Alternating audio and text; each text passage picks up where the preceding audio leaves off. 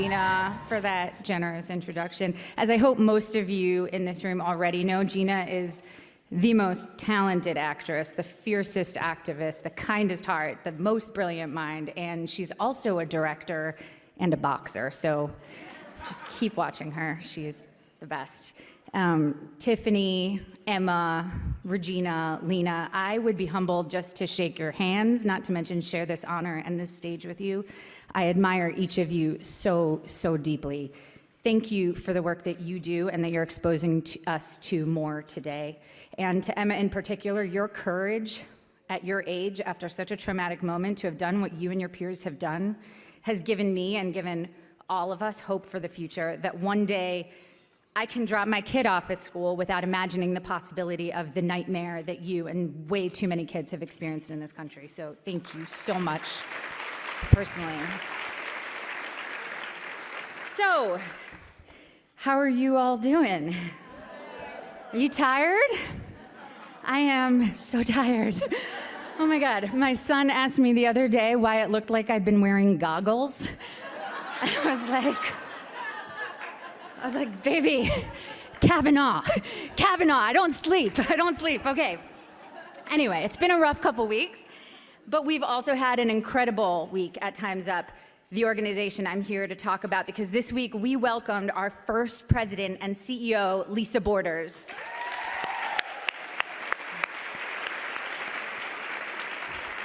Lisa is coming to us after heading the WNBA, and she is a brilliant, compassionate, strategic leader with vast experience in business, activism, and government, and we are so lucky and so grateful to have her come guide our path. Thank you.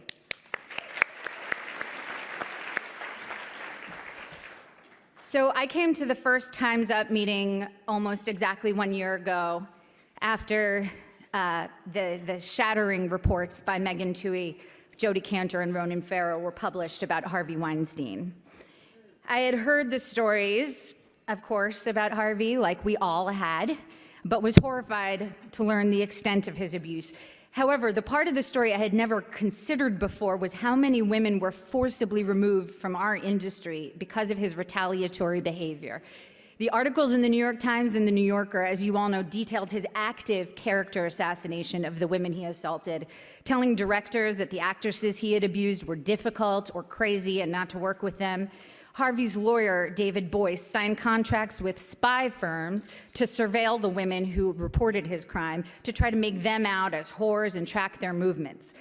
He did this, as many harassers and assaulters do, to take power away from their victims, because if they have less work, they have less money, and then they have less power, and eventually they have less credibility and less reputation, and again, less power to get him in trouble for the crimes he committed. And it's working. Harvey is still free today, and yesterday the New York County DA, Cy Vance, just dismissed one of the cases against him because our legal system and our culture protects the perpetrators of sexual violence, not its victims. Harvey Weinstein, the man whose name has become synonymous with serial rapist, might never suffer any legal consequences because of that. As Jodi Kantor noted, Weinstein's abuse was so pervasive that a whole generation of actresses had been pushed out of our industry and had been deprived of decades of work and the payment that accompanies it. But what other women in our industry and in other industries have been silenced and shut out in this way?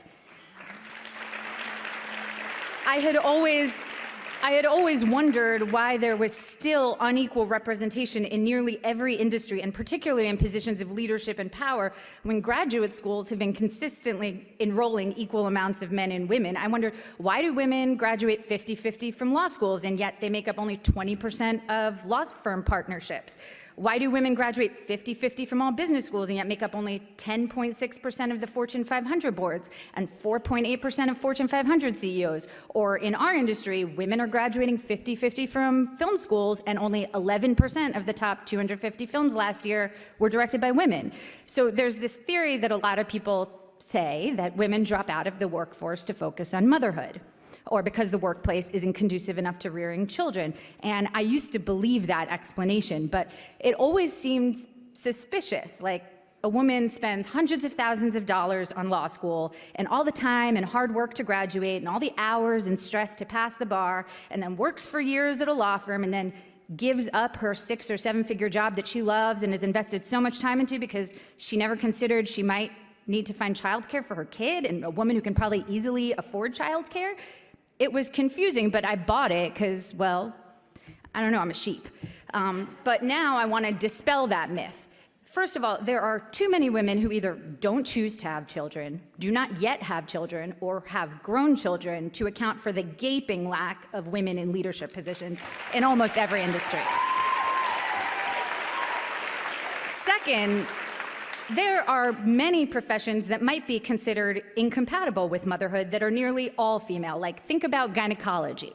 Gynecology is one of the most time-consuming, emotionally intensive fields of medicine, and they're on call around the clock. My dad's a gynecologist, so I remember like late at night, him getting called and running to the hospital. Today, almost all gynecologists are women, and many of them have kids. So what is this rumor about women not being able to do hard jobs and have kids at the same time? In gynecology, there's a unique demand for females. Women are asking for other women to do the job. So that affects hiring. Also, women are the primary people that the doctors have to deal with, so you have to assume that harassment and assault goes way down. So if there's a lesson to be learned from our vagina doctors, it's that increased demand for women and increased physical and emotional safety on the job, women will flock to that field that is emotionally and intellectually intense, and also that is incredibly time-consuming. And similarly, in our business, people make the argument that we see so few female directors and DPs and camera departments and VFX supervisors, like every job, because set life isn't conducive to family life.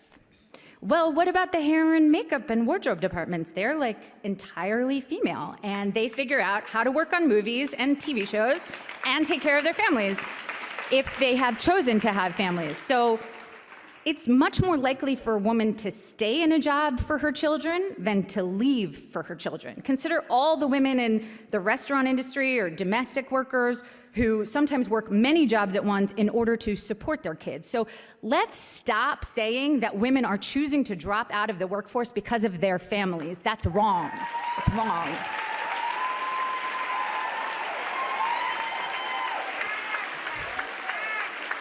Of course, there are women who have a personal preference for being full-time parents, and that is a beautiful and admirable choice, and way harder than working all the time, in my opinion, and unpaid. But not like all the women who should be in the leadership positions who are not there. And sure, sets and offices in every workplace can improve a lot when it comes to helping working parents, both male and female, allowing more family leave, creating spaces at work for daycares or preschools, creating reasonable work hours, post-work expectations so people can live their lives. But gynecologists don't have longer maternity leave or daycare at work, and they're an all-female profession now, practically. So let's not say that these are the reasons women are leaving the workforce. Let's be clear. The reason women in nearly every industry are not represented in powerful positions is because women are being discriminated against or retaliated against for hiring and for promotion. When they do get the jobs, they are often being harassed and assaulted, and they're being paid less than their male counterparts, all of which coerce self-preserving women into finding safer options for themselves and different ways to feel valued. Many women are further oppressed by intersections with other marginalized identities, whether by sexual orientation, race, age, class, religion, physical ability, and are subject to multiple avenues of discrimination and harassment at work at once. And then if they try and report it, there's often a second harassment, and their reputations are smeared, their future hiring is jeopardized, and they are further harassed. So that is why our first action at Time's Up was to start the Time's Up Legal Defense Fund with the National Women's Law Center. Because women need to put food on the table, and in order to do so, they need to be able to do their work in a safe, equitable, and dignified environment. In its first year, our Time's Up Legal Defense Fund has served more than 3,500 people, from workers at McDonald's, to prison guards, to military personnel, to women in our own industry who have faced gender-based harassment, discrimination, coercion, and assault. Recently, our lawyers helped Melanie Kohler triumph against Brett Ratner and his lawyer Marty Singer, pay attention to who you're hiring as your lawyers, who tried to use Brett's enormous financial advantage over her to legally bully her into silence. Because of our lawyers, Melanie did not have to retract her claims of assault against him, and he dropped his case of defamation because he saw that she could not be bullied legally just because he has hundreds of millions of dollars and she does not.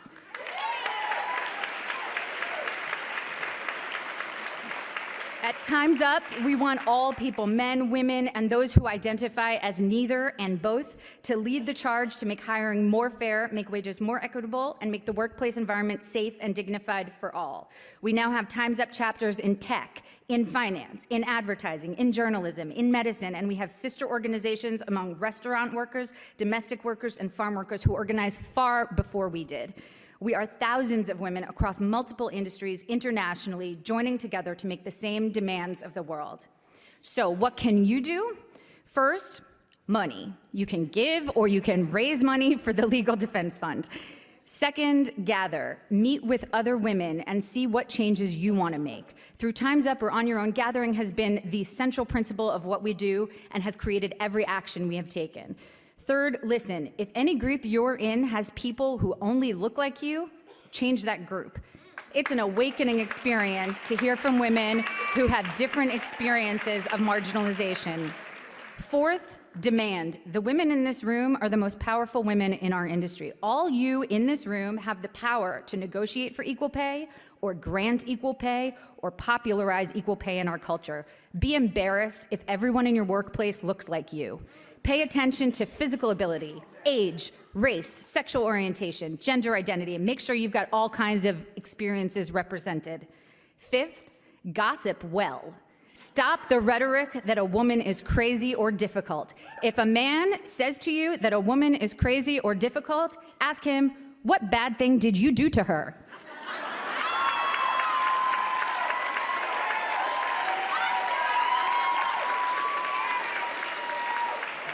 That's a code. That's a code word. He is trying to discredit her reputation. Make efforts to hire people who've had their reputations smeared in retaliation. Sixth, don't be shy. Don't shy away from consequences for those who abuse their power. Those who abuse power are not going to have a change of behavior out of the goodness of their hearts. They are motivated by self-interest, and they will only change their behavior if they have to worry they will lose what they care about. Seventh, and this is a united challenge to everyone in this room, tell a new story. What if we took a year off from violence against women? What if for 1 year, everyone in this room, just 1 year, does everything in their power to make sure that all the entertainment produced from this room doesn't depict a rape or murder of a woman? In the projects you write, produce, direct, act, package, market, do not harm women this year. Let's see how that goes. So I want to leave off with a reminder that our family of animals, mammals, is named after us, women, because of our mammary glands. Yes, the most remarkable thing about our whole type of animal is our boobs. We know that. Men know that, and babies definitely know that. In fact, at our first Time's Up meeting, I was breastfeeding my daughter during the meeting in a room that not only allowed it, but welcomed it and applauded it. But anyway, our boobs are amazing, and there's a message in our mammary glands. Many men are behaving like we live in a zero-sum game, that if women get the respect, access, and value they deserve, that men will lose theirs. But we know the message of the mammaries. The more milk you give, the more milk you make.